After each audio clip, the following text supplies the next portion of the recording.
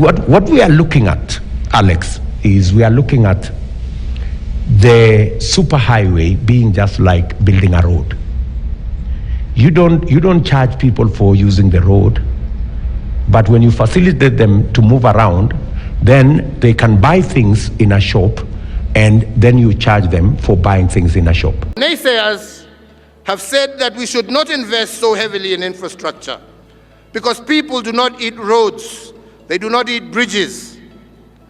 I have refused their pessimism because I know what a new road means to a farmer who has for decades been unable to get their produce quickly to the market. So we are going to change the metrics so that you don't have to pay for using the digital highway, but you pay for using the products in the digital space. Okay. Whether it's an app, whether it's M-Pesa, whether it's the next thing, but we're going to deploy the highway to be available to as many people as possible.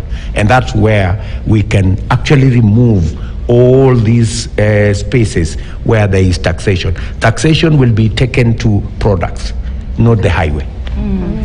Ni vizuri Wakenya waelewe ya kwamba the same thing we are doing in building the highways in Nairobi and other areas, we need to also bring up the remote areas of Kenya. Na ndio sababu I am committed.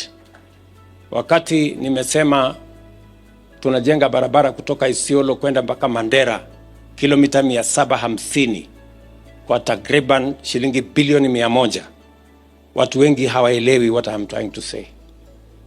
I am trying to say we need equity in the Republic of Kenya. We need every part of Kenya to feel that they are part of the whole of the Republic of Kenya. And it is my commitment and my mission to make sure that no part of Kenya is left behind as we journey towards the progress of our nation. The road maintenance levy collected on petroleum products that we use are not sufficient to cope with the maintenance resource requirements for our roads. It is not sufficient. Therefore, government is thinking of other alternative ways of raising revenue to be able to complement what is earned from the fuel levy.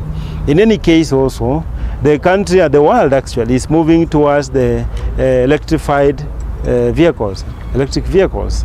Therefore, they will not be able to run on fuel, but nevertheless they would want to drive on the highways. And we have a mission and a legal obligation to make sure that we have good highways, good roads for Kenyan public, and to boost trade within the region. Na hiyo pesa ya barabara mnayoputania mkiniwachia, naweza kupanga pesa nyingi ya kutengeneza hizi barabara zote. Well, I want to tell Ruto and his people, if you want to bring road tolls again, please go build your own house, your own roads, not the ones that Kibaki and Uhuru built, and then you can introduce the tolling. For example, the Thika superhighway, Kibaki and us gave the people of this region ability to get to their farms and to their respective places. If you introduce a road toll on Thika superhighway, what are you trying to do? You are raiding further the people's pockets. So tutapinga hiyo kabisa, hatutakubali. And again, wakileta hiyo through parliament, call them out, call members of parliament out. Alitumia ushuru wetu akajenga barabara na hakulipisha hizo barabara wananchi kutumia. Leo hii Ruto ameweka ushuru kwa kila kitu. Sasa anasema anaenda kuweka ushuru kwa barabara ambazo zilijengwa na baba Raila Amolo Odinga. Sasa hiyo pesa mnachukua mnaenda tengeneza barabara kidogo ya mara kutoka hapa mpaka pale, inanyesha siku moja inaisha yote. So nawaomba waheshimiwa mkubali, na sio kwa lazima. Nasema naomba mkubali, tunaweza kupanga hiyo pesa ikaweza kutumika kwa njia nzuri. Members of Parliament, Your Excellency, have no business concerning roads. The role of members of Parliament is clearly stated. with representation, with legislation and oversight. Barabara hii kuu ya kutoka Mombasa kwenda Malaba baba, kweli kulikuwa na toll stations pale kama Gilgil na Ivasha. Baba alikuja akatengeneza hiyo barabara na akatoa toll station, hakuna kulipa. Ruto anasema anaenda kurudisha toll station. Barabara ya kutoka pale junction ya Mombasa Road ukienda all the way mpaka border ya Kenya ya Tanzania. Baba, nyinyi wenyewe mlijenga hiyo barabara. Murkomen anasema anataka kuweka ushuru pale. Kama katibu mkuu wa chama, kama senator wa Nairobi, mimi nasema Murkomen akijaribu kuleta watu zakayo kwa barabara za Nairobi, kitu yoyote ataweka pale ati ya kuchukua ushuru, sisi tutaiondoa, kwa sababu hizo barabara ni za wananchi wa Kenya, zilijengwa na ushuru wetu. Kama mmekosa kazi ya kufanya, jengeni barabara yenu mpya, muweke ushuru kwa hiyo barabara mpya. Asante sana. Kwa wiki 3 zijazo, bunge lazima ipitishe sheria vile nimependekeza, ndio tuweze kukomesha mambo ya ubinafsi katika procurement na utendakazi wa mambo ya serikali. We saw the fuel prices going up yesterday drastically, and the explanation that was given by government is not accurate, because blaming the global oil prices is falling short of what the reality is. Because last year, for the last 1 year, the highest fuel prices we have seen were actually in June 17th of 2024. And in this calendar year, the highest prices we have seen were actually in January. But having said that, it is important for us to know that out of what Kenyans pay at the pump in terms of fuel prices, around half of that money is in terms of taxes and levies. Over 80 shillings of what people pay for petrol prices, over 80 shillings goes into taxes and levies. And of what Kenyans pay for other products or fuel other than petrol, over 76 shillings again goes into taxes and levies. In an oil producing country like Kenya, the only tool a government is left with is altering the levies and taxes. This is where the problem is. The government of Kenya actually added a new levy last year of 7 shillings in the fuel prices. And how the government works is that time when the fuel prices are coming down, actually that's the reason why Kenyans never felt the global deceleration of the oil prices. Because it's around that time that the government introduced a secret 7 shillings in fuel levy. That is partly one of the problems why the fuel prices are going up. But the more unfortunate bit is that this year, the government has taken that 7 shillings, taken to the banks as security, and then they have taken a loan of 175 billion shillings. This money is not reflecting in the government books as a debt, and therefore it can only pass as an illegal debt, because whatever is not accounted for as a debt, then any other debt is illegal.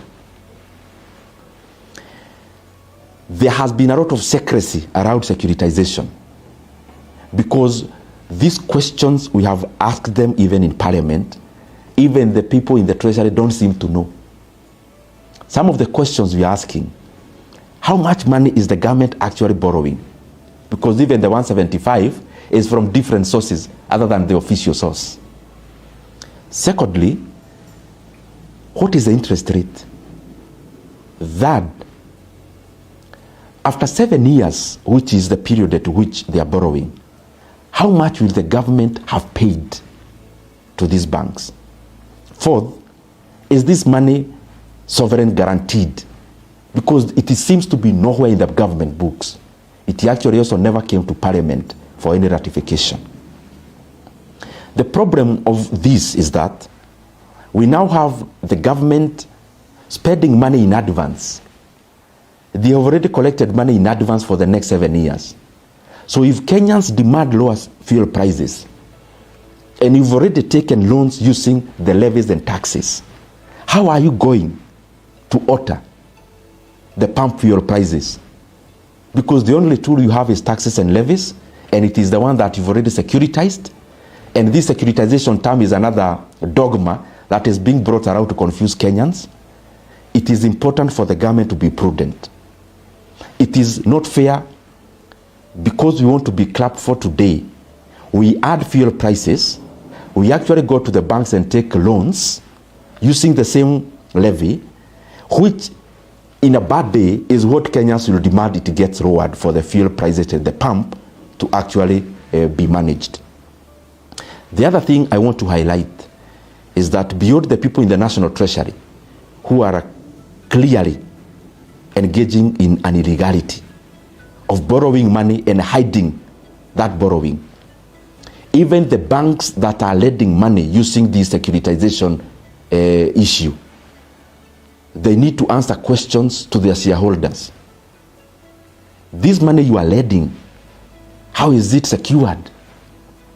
If the fuel levy in terms of what Kenyans pay is only created through a gazette notice by a memorandum from the cabinet secretary, what if another cabinet secretary gives the one that lowers the levies, which the banks are already holding as security for the loans? And lastly, in the affairs of financial management, you must never favor any of your creditors, because what basically you are doing is to open a floodgate. If you securitize fuel levy, like the one they are doing, the 7 shillings, they're in the process of doing another 5. Then what if now a Chinese lender comes and they want to securitize our VAT, and another one comes, a lender, they want to securitize our payee?